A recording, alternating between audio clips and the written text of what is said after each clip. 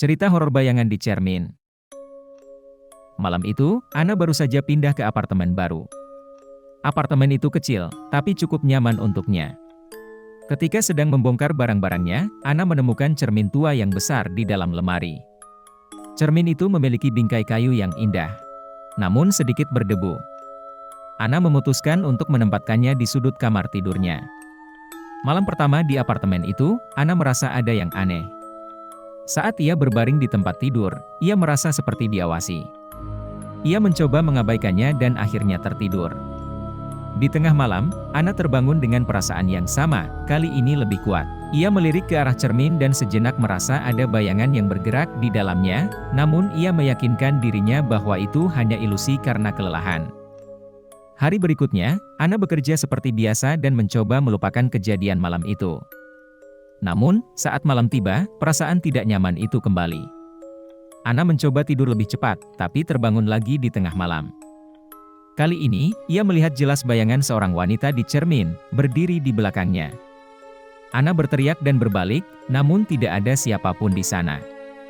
Ketika ia melihat kembali ke cermin, bayangan itu sudah hilang. Ana mulai merasa ketakutan dan memutuskan untuk menutupi cermin dengan kain. Malam itu, ia bisa tidur sedikit lebih tenang, meskipun masih merasa gelisah.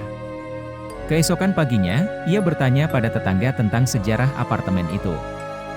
Salah satu tetangganya, seorang wanita tua, memberitahunya bahwa apartemen itu dulu milik seorang wanita muda yang meninggal secara tragis di dalam kamar tidurnya. Ana semakin takut dan memutuskan untuk membuang cermin itu.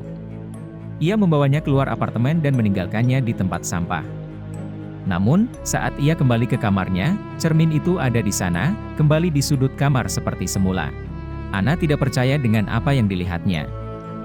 Malam itu, Ana memutuskan untuk berjaga sepanjang malam. Tepat di tengah malam, cermin mulai bergetar dan bayangan wanita itu muncul lagi, kali ini lebih jelas dan lebih dekat.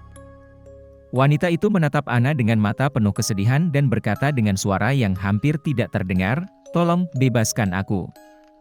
Ana merasa iba dan takut sekaligus.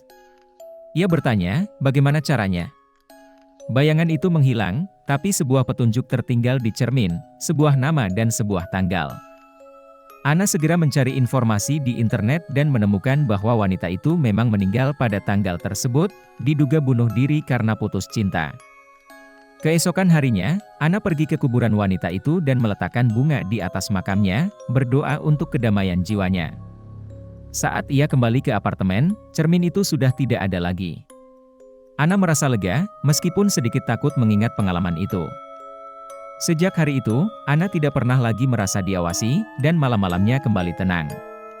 Namun, ia selalu menghindari cermin tua, takut bahwa suatu hari, bayangan itu akan kembali menghantuinya.